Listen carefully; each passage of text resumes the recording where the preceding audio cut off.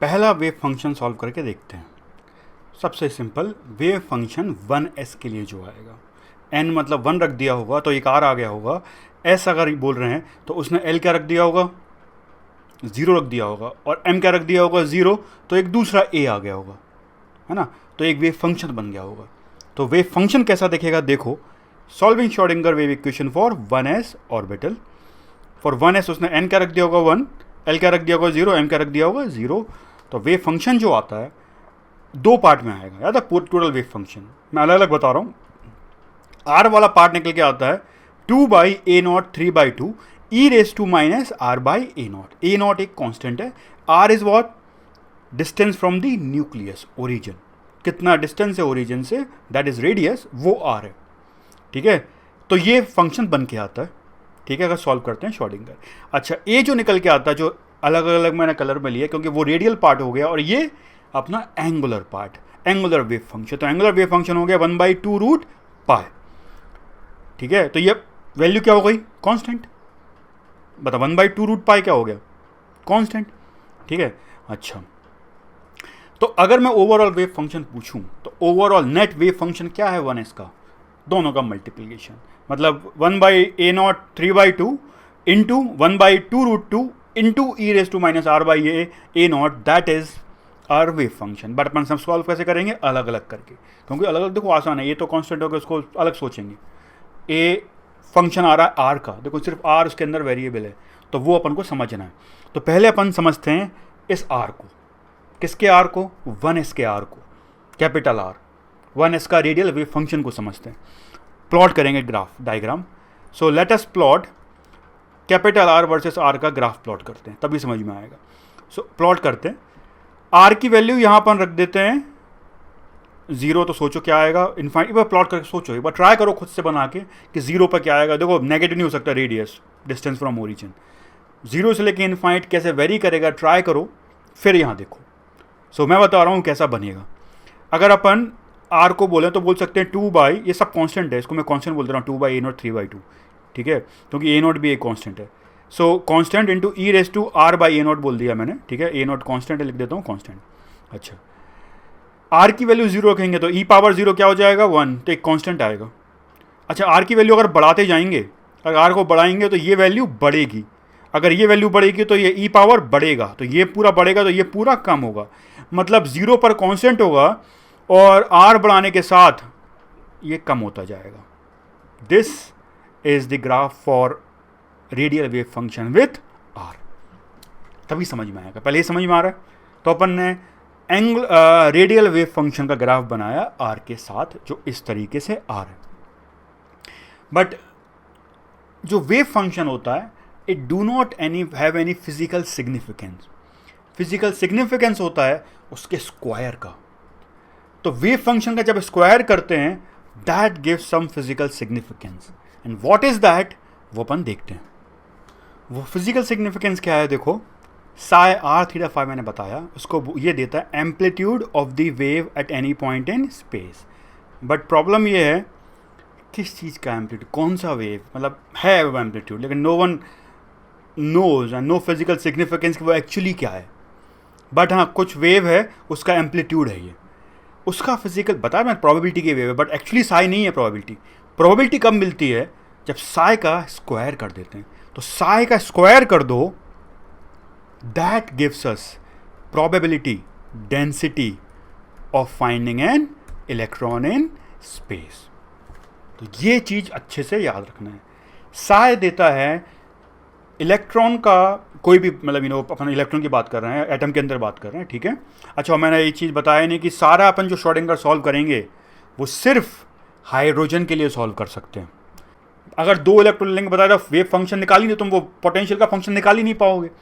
अब तुम बोलोगे सर आपने बोला सब जगह एप्लीकेबल होता है, क्योंकि थैंकफुली जो अपन सॉल्व करते हैं हाइड्रोजन के लिए, सब जगह ऑलमोस्ट सेम ही रिजल्ट देता है। एक बड़ा अंतर है, वो मैं बताऊंगा बाद में क्या, ठीक है।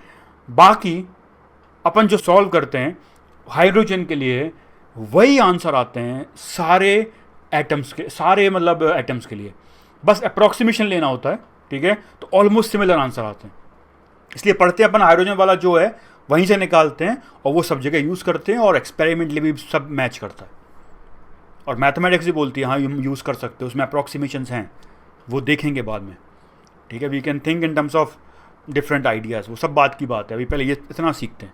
बट हाँ मैं ये बताना भूल गया था कि ये सब अपन हाइड्रोजन के लिए श्रोडिंगर सॉल्व कर पाते हैं, क्योंकि हाइड्रोजन के लिए पोटेंशियल का फॉर्मूला अपन यूज़ कर सकते हैं सिंपल वाला K(Q1Q2)/R। फंक्शन बड़ा सिंपल बन जाता है और जो भी पोलर कोऑर्डिनेट्स में लिखा था मैंने Schrodinger wave equation, it become solvable, that's it, और else it will not be solvable, ठीक है। एनीवेज, तो मैं यहाँ क्या बताना चाह रहा था कि साई क्या देता है वो समझ में आ रहा है, वेव, इलेक्ट्रॉन का जो वेव होता है, ठीक है, उस वेव का amplitude, but no one knows what kind of wave is that. But physical significance निकल के आता है अगर इसका स्क्वायर कर दो, तो उस वेव फंक्शन का स्क्वायर करने पर देता है प्रोबेबिलिटी डेंसिटी, नॉट प्रोबेबिलिटी। अब प्रोबेबिलिटी डेंसिटी और प्रोबेबिलिटी में अंतर क्या है, जैसे अपन मास की बात करते, मैं क्या बोलूँ, किसी और कोई आयरन का मेरे पास एक ब्लॉक है सपोज 1 किलो का, ठीक है, आयरन का ब्लॉक, सेम आयरन का मेरे पास सेम चीज, सेम एकदम क्वालिटी ऑफ आयरन का 1 टन का एक ब्लॉक है, ये वाला ज़्यादा भारी है, मास इसका ज़्यादा है, इसका मास कम है। अब मैं बोलूँ बताओ दोनों की डेंसिटी कितनी है, मास डेंसिटी, तो वो तो बराबर हो गई दोनों की, क्योंकि पर यूनिट वॉल्यूम, इससे 1 टन वाले का वही मास, पर यूनिट वॉल्यूम तो वही होगा जो पर यूनिट वॉल्यूम इसका है, that is per unit volume becomes density. तो अगर अपन प्रोबेबिलिटी डेंसिटी की बात कर रहे हैं, मतलब प्रोबेबिलिटी पर यूनिट वॉल्यूम कितनी है, समझ में आ रहा है। तो ऐसे कंपेयर करो, जैसे मास डेंसिटी वैसी प्रोबेबिलिटी डेंसिटी, ठीक है। तो ये याद रखना बहुत इंपॉर्टेंट चीज़ है, ठीक है। तो अपन ग्राफ प्लॉट करते हैं, मैंने भी ग्राफ बनाया था, साई आर का क्या आया था, ये इसके स्क्वायर का बनाते हैं, तो वो आएगा अपन को ग्राफ फॉर प्रोबेबिलिटी डेंसिटी। तो प्रोबेबिलिटी डेंसिटी का ग्राफ, अच्छा ये सारी वैल्यू देखो ऑलमोस्ट सेम ही आएगा, पॉजिटिव वैल्यू का स्क्वायर है, कहीं जीरो नहीं हो रहा है, तुम उसको स्क्वायर कर लो, तो जो e⁻⁻r/a0 है ना, तो e⁻²r/a0 बन जाएगा। ग्राफ बनाओ सेम बनेगा, value not to scale, values अलग अलग आएंगी बट दिखेगा सेम। तो ये अपन ने r² बना दिया। अब एक चीज़ मैंने बताया प्रोबेबिलिटी निकालनी है, तो प्रोबेबिलिटी निकालते हैं 4πr²। मैंने इसका वॉल्यूम टर्म मल्टीप्लाई कर दिया, इसमें dr भी आएगा, लेकिन वो dr थिकनेस में देगा, उतना छोड़ दो, ठीक है। एनसीईआरटी में प्रोबेबिलिटी के बारे में बात ही नहीं किया है, सिर्फ प्रोबेबिलिटी डेंसिटी के बारे में बात की है, इसलिए मैं प्रोबेबिलिटी को एक्सप्लेन ज़्यादा नहीं करूँगा, बता देता हूँ फिर भी, क्योंकि कई बार एग्ज़ाम में देखा है मैंने, पूछ सकते हैं, ठीक है। सो मैं बता देता हूँ, बट एनसीईआरटी में नहीं लिखा उसके बारे में।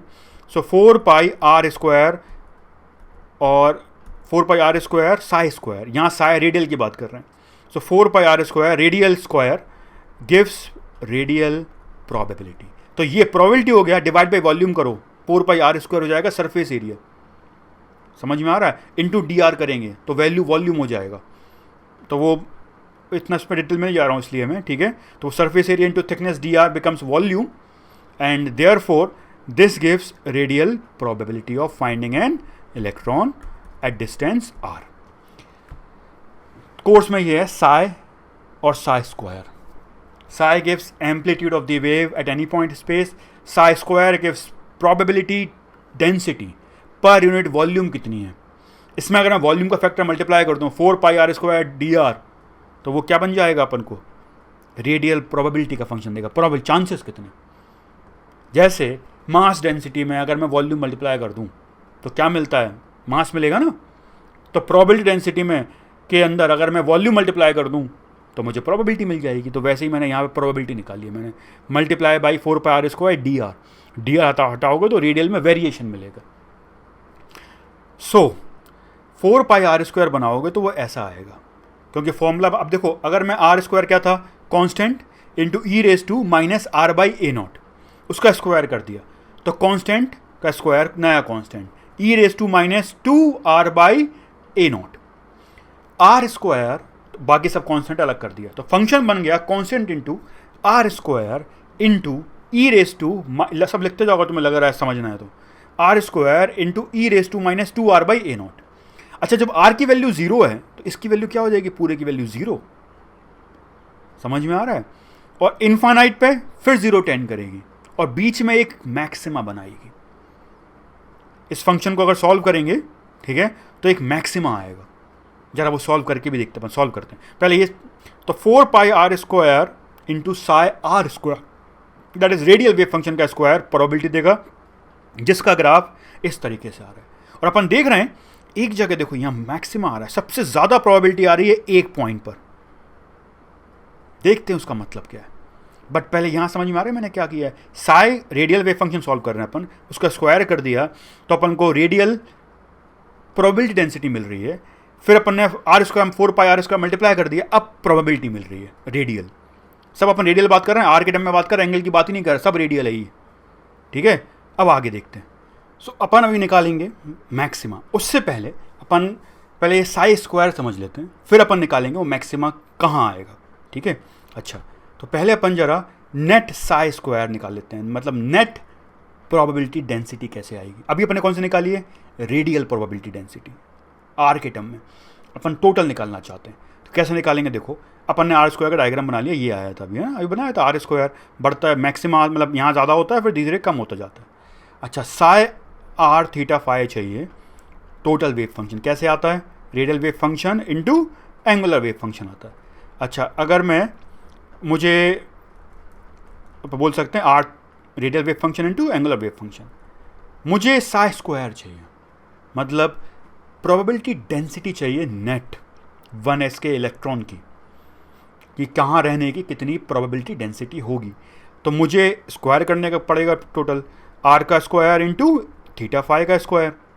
अच्छा, आर अपन ने निकाला था, अभी निकाल उसका स्क्वायर करेंगे। एक ही अच्छी बात क्या है, कांस्टेंट बताया मैंने, कांस्टेंट का स्क्वायर क्या आएगा, नया कांस्टेंट, मतलब साई स्क्वायर निकालना है, आर स्क्वायर का बना लो, इंटू कांस्टेंट कर दो। अब बताओ इस ग्राफ में अगर मैं कांस्टेंट मल्टीप्लाई कर दूं, ग्राफ दिखेगा तो वैसे ही ना। अब मैं अगर मान लो इसमें 2 मल्टीप्लाई कर दूं तो वैल्यू बड़ी आएंगी, बट दिखेगा तो सब जगह 2 मल्टीप्लाई किया तो दिखेगा तो ऐसे ही, तो ग्राफ तो ऑलमोस्ट ऐसे ही बनेगा।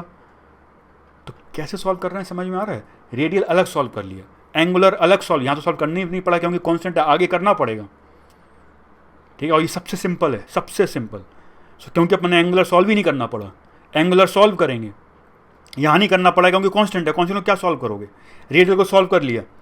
अब अपन ने रेडियल का स्क्वायर किया, एंड कांस्टेंट का स्क्वायर कांस्टेंट हो गया, उसका ग्राफ बना लिया तो ये आ गया, बहुत बढ़िया बात है। अब अपन इसको और अच्छे से समझने के लिए क्या बता रहा है, इलेक्ट्रॉन चार्ज क्लाउड बनाते हैं, चार्ज क्लाउड डेंसिटी डायग्राम बोलते हैं इसको। मतलब अपन ऐसा देख रहे हैं, समझने के लिए ऐसा सोचो, मैं इलेक्ट्रॉन की, मैं ये एग्जाम्पल दे रहा हूँ, ऐसा कर नहीं सकते। मान लो मैं इलेक्ट्रॉन की फ़ोटो ले रहा हूँ एक, ठीक है, ऐसे मैंने 1s के इलेक्ट्रॉन की बहुत सारी फ़ोटो ली, लाखों फ़ोटो, सबको सुपर इम्पोज कर दिया एक के ऊपर एक। और अब मैं देख रहा हूँ तो देखो जहाँ इलेक्ट्रॉन ज़्यादा रहा होगा वहाँ फ़ोटो में ज़्यादा बार आया होगा, तो अगर मैं डॉट बनाऊँ तो वहाँ ज़्यादा बार इलेक्ट्रॉन की डॉट दिखेगी, तो डॉट डेंसिटी ज़्यादा दिखेगी वहाँ पर। मतलब ये बनाऊंगा तो वो ऐसे सोचने जो मैं बताया, बहुत सारी फ़ोटो को सुपर इम्पोज कर दिया, ऐसे ले नहीं सकते फ़ोटो, मैंने बताया था अभी, बट समझाने की कोशिश कर रहा हूँ। तो वो चार्ज क्लाउड डायग्राम का मतलब क्या है, ठीक है। 1s के लिए देखो, ओरिजिन पर सबसे ज़्यादा प्रोबेबिलिटी डेंसिटी आ रही है, मतलब प्रोबेबिलिटी डेंसिटी की बात करोगे सबसे ज़्यादा प्रोबेबिलिटी डेंसिटी डॉट दिखेंगी वहाँ पर, सबसे ज़्यादा डॉट आएंगी ओरिजिन पर। डेंसिटी की बात कर रहे हैं तो मैक्सिमा आएगा, अगर प्रोबेबिलिटी की बात करेंगे तो 0 हो जाएगा, ठीक है। प्रोबेबिलिटी की बात नहीं कर रहे हैं अपन, प्रोबेबिलिटी डेंसिटी की बात कर रहे हैं। चार्ज क्लाउड डेंसिटी बनाएंगे, बढ़ता जा रहा है, बढ़ता जा रहा है, बढ़ता जा रहा है, इस तरीके से देखो इन्फानाइट तक जाएगा। अब इन्फानाइट तक थोड़ी बनाएंगे, अब बनाना चालू कर दो, करवाना तो सिटी के बाहर निकल जाऊंगा, इन्फानाइट की लिमिट थोड़ी है, ठीक है। तो क्या करते हैं अपन, उतना रीजन बनाते हैं जिसके अंदर 90% प्रोबेबिलिटी आ जाए। सो कहने का मतलब है सारे वेरिएशन आ जाएं, दैट्स इट। देखेंगे क्या क्या वेरिएशन आ सकते हैं, ठीक है। सो ऐसे बहुत सारे बना लिए, मैं देखो बना रहा हूँ, ये समझ में आ रहा है क्या किया है। देखो सबसे ज़्यादा डेंसिटी कहाँ है, ओरिजिन पर, न्यूक्लियस पर, ये बता रहा है, देखो यहाँ पर सबसे ज़्यादा, फिर कम होती जा रही है, देखो अपन कम करते जा रहे हैं डॉट की डेंसिटी, तो क्लाउड डेंसिटी कम करते जा रहे हैं इस तरीके से। तो this is radial probability density का डायग्राम बनाया मैंने, और वही किसका हो जाएगा, नेट प्रोबेबिलिटी डेंसिटी का, सेम हो जाएगा। क्यों, क्योंकि कांस्टेंट से मल्टीप्लाई किया ना, तो सेम ही आया ग्राफ। देखो तो ये मैंने इसका बनाया, मल्टीप्लाई कांस्टेंट कर दिया, सेम ग्राफ बन गया।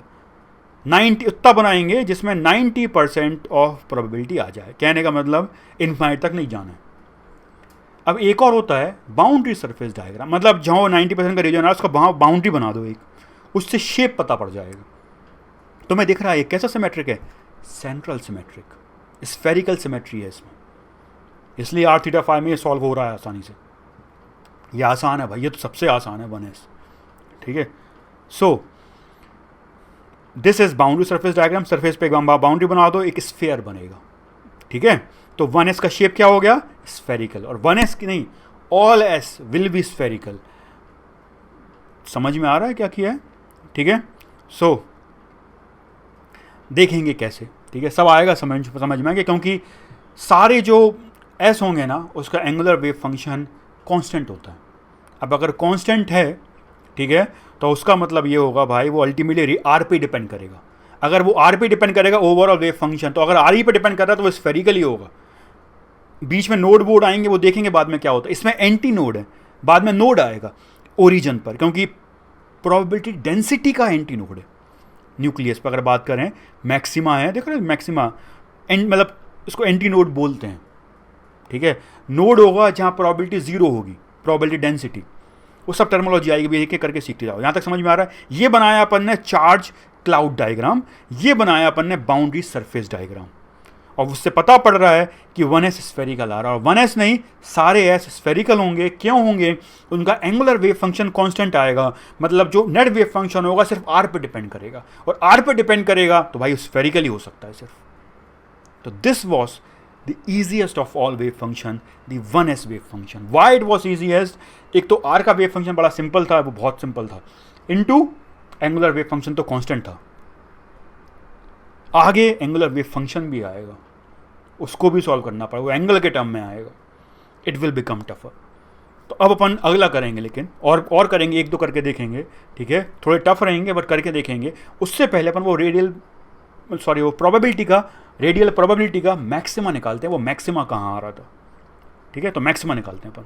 अब अपन निकालते हैं वो आर जहाँ पर प्रोबेबिलिटी क्या आ रही थी, मैक्सिमम, किसकी, रेडियल प्रोबेबिलिटी, ठीक है, जो रेडियस का पार्ट कर रहे थे उसका अपन ने प्रोबेबिलिटी का ग्राफ बनाया था, वो मैक्सिमा आ रहा था एक आर पर। निकालते हैं वो आर क्या है, रेडियस ऑफ मैक्सिमम प्रोबेबिलिटी बोलेंगे उसको फॉर 1s। आर क्या था, 2/a0, 3/2 e⁻r/a0। इसका 4πr² साई स्क्वायर का फंक्शन निकालते हैं। साई कौन सा, रेडियल, सो इसका स्क्वायर कर दिया, ठीक है, तो ये आ गया 4πr² इंटू इस पूरे का स्क्वायर, इस पूरे का स्क्वायर, ठीक है। इसको मैंने ग्राफ बनाया, तो ग्राफ न्यूक्लियस क्या था, जीरो, क्यों था, देखो r जीरो, तो ये पूरा क्या हो जाएगा, जीरो। फिर r की वैल्यू जो इन्फानाइट होगी तो ये 1/, ये हो जाएगा 1/e⁻∞, e⁻∞ होगा, ऊपर भी इन्फानाइट है r, ये हो जाएगा इन्फानाइट का square divided by e⁻∞, but tends to zero, because नीचे वाला ज़्यादा फास्ट इंक्रीजिंग है। तो ये तो अभी इतना टेंशन मत लो, और ज़्यादा बताना पड़ेगा। अभी इतना समझो कि बस ये इन्फाइनाइट पे भी जीरो आएगा, और आना भी चाहिए भैया। क्यों प्रोबेबिलिटी जीरो आनी चाहिए, मैं बोलूँ यहाँ पर एक हाइड्रोजन का इलेक्ट्रॉन है, हाइड्रोजन का एटम है मेरे पास यहाँ पर, उस इलेक्ट्रॉन के मार्स पे होने की क्या प्रोबेबिलिटी है, बहुत कम, बट बहुत कम है, टेंडिंग टू जीरो है। समझ में आ रहा है। अच्छा, न्यूक्लियस पे प्रोबेबिलिटी और प्रोबेबिलिटी डेंसिटी में अंतर है, समझ में आ रहा है। तो प्रोबेबिलिटी तो बोल सकते हैं अपन जीरो है, बट प्रोबेबिलिटी डेंसिटी तो कांस्टेंट आ रही थी, समझ में आ रहा है। तो अपन बोल सकते हैं, तो ये ग्राफ आया था, हमें ये निकालना था, वो सब बता दिया मैंने, ये निकालना था कि ये मैक्सिमा जो आ रहा है, तो यहाँ मैक्सिमम सबसे ज़्यादा प्रोबेबिलिटी आ रही है, देखते हैं क्या खासियत है, ये किस आर पे आ रही है, निकाल के देखते हैं उसको। और 4πr² में बताया था क्या देता है, रेडियल प्रोबेबिलिटी, तो ये रेडियल प्रोबेबिलिटी दे रही थी अपन को, ठीक है, फाइंडिंग एन इलेक्ट्रॉन। अच्छा, मैक्सिमा कैसे निकालते हैं, जो 12th में तो पता होगा, कोई भी फंक्शन आ रहा है इसको डिफ्रेंशिएट करो, डिफ्रेंशिएट करके ये चेक करो जीरो कहाँ आ रहा है, फिर डबल डिफ्रेंशिएशन करना होता है, बट यहाँ ज़रूरत नहीं है। क्यों, मुझे पता है जीरो पर जीरो है, इन्फाइनाइट पर टेंडिंग टू जीरो है, और सब जगह पॉजिटिव है, तो वो मैक्सिमा ही देगा, उतना सोचना नहीं पड़ेगा। 11 वालों को इसलिए बोल रहा हूँ, सिर्फ डिफ्रेंशिएट करो, जीरो से इक्वेट करो और देखो वो जीरो कहाँ हो रहा है। तो इस फंक्शन को, रेडियल प्रोबेबिलिटी के फंक्शन को डिफ्रेंशिएट करते हैं अपन, ठीक है। सो इसको डिफ्रेंशिएट किया, प्रोबेबिलिटी आ गई 4πr², इसको सॉल्व कर दिया तो ये 4 हो गया, a0⁻³ हो गया, e⁻²⁻2r/a0 हो गया। तो प्रोबेबिलिटी का फंक्शन हो गया, ये सब कांस्टेंट है, मैंने c लिख दिया इसको, r² मुझे पता है क्योंकि वो काम में नहीं आएगा, r² × e⁻²⁻2r/a0। तो फॉर मैक्सिमम निकालना है तो डिफ्रेंशिएट करना पड़ेगा dp/dr, r के रिस्पेक्ट में डिफ्रेंशिएट कर दिया। डिफ्रेंशिएट करोगे तो पहले इसको डिफ्रेंशिएट किया, इसको कांस्टेंट, फिर इसको कांस्टेंट, इसको डिफ्रेंशिएट कर दिया तो dp/dr will be equal to, इसको डिफ्रेंशिएट पहले 2r इंटू इसको सेम e⁻²⁻2r/a0 प्लस, अब इसको सेम रखेंगे, इसको डिफ्रेंशिएट कर देंगे -2r/a0, ठीक है, अंदर फिर डिफ्रेंशिएट -2/a0 और इंटू सी आएगा, dp/dr बोल देंगे अपन, यहाँ सी लिख दे रहे हैं, ये सी है, ठीक है। तो 2 कॉमन आ गया, c कॉमन आ गया, e⁻²⁻2r/a0 कॉमन आ गया, r कॉमन आ गया, क्या बचा अंदर 1 - r/a0 बचा, इज इक्वल टू 0। तो ये अपन बोल रहा है r is equal to a0 पर रेडियस ऑफ, देखो ये 0, देखो ये बोल रहा है 0 पर slope, r is equal to 0 पर स्लोप 0, देखो स्लोप 0 टेंडिंग था, इनफाइट पे टेंडिंग 0, इनफाइट पे ही बोल रहा था 0 होगा। बीच में जो r आ रहा है वो कहाँ आ रहा है, जहाँ ये 0 हो रहा है, तो वो 0 पर 0 होगा, ये इनफाइट पे 0 होगा, ये फंक्शन r की वैल्यू a0 पर 1 - 1 0 हो जाएगा। तो r is equal to a0 is the radius of maximum probability हो गई, और जो a0 वैल्यू आती है वो 0.529 आती है एंगस्ट्रॉम। ये क्या बता रहा है, 1s के अंदर इलेक्ट्रॉन के सबसे ज़्यादा रहने के चांसेस 0.529 एंगस्ट्रॉम पे होती है, जो बोर्स मॉडल में था। मतलब ये वो आंसर भी दे रहा है जो बोर्स देगा और बाकी सब भी देगा, तो this is again much better than Bohr's model. समझ में आ रहा, मतलब यही बन जाएगा बोर्स मॉडल कंडीशंस पे, और ये बाकी सब जगह भी आंसर देगा। तो obviously this is the major part, अपन बोर्स को इसका एक सबसेट सोच सकते हैं। सो a0 0.529 एंगस्ट्रॉम आता है, जो फर्स्ट बोर रेडियस था, first radius of hydrogen atom according to Bohr's model. इसलिए मैंने ये पूरा मैक्सिमम निकलवाया, ठीक है, कि ये वही सेम आंसर दे रहा है जो बोर भी दे रहा था, लेकिन ये बाकी से और भी बहुत कुछ देगा। ये भी बता देगा कि क्यों आखिर स्टार्क और जीमन इफेक्ट होता है, स्प्लिटिंग क्यों हो जाती है, क्यों, अपने पास सबशेल भी हैं भाई, ऑर्बिटल्स भी हैं, वो उनकी भी एनर्जी अलग अलग कर सकते हैं अपन। समझ में आ रहा है अब क्यों स्टार्क और जीमन इफेक्ट हो रहा था, हाइड्रोजन वो बोर्स मॉडल नहीं समझा पा रहा था ये सब। So this is for 1s। अपन को इतना सीखना होता है, ऐसे सीखना होता है कि भाई 1s में प्रोबेबिलिटी डेंसिटी क्या है, प्रोबेबिलिटी क्या है। अब एनसीईआरटी में तो प्रोबेबिलिटी की बात नहीं किया, तो अपन प्रोबेबिलिटी डेंसिटी पढ़ेंगे कि प्रोबेबिलिटी डेंसिटी क्या है। बस अपन को सब जगह प्रोबेबिलिटी डेंसिटी का वो का चार्ज क्लाउड डायग्राम देखना है कैसा होता है, लेकिन उसके लिए सॉल्व करना ही पड़ेगा, पहले ग्राफ बनाना पड़ेगा, r का बनाना पड़ेगा, फिर r² का बनाना पड़ेगा, a का स्क्वायर बनाना पड़ेगा, मल्टीप्लाई करना पड़ेगा। अपन देखेंगे शॉर्ट में कैसे करेंगे इसको, देखेंगे क्या क्या करना है और क्या क्या कर सकते हैं। सारे एंगल वेव फंक्शन सॉल्व भी नहीं कर पाएंगे अभी अपन, ठीक है। सो ये तो हो गया सबसे सिंपल जो था 1s।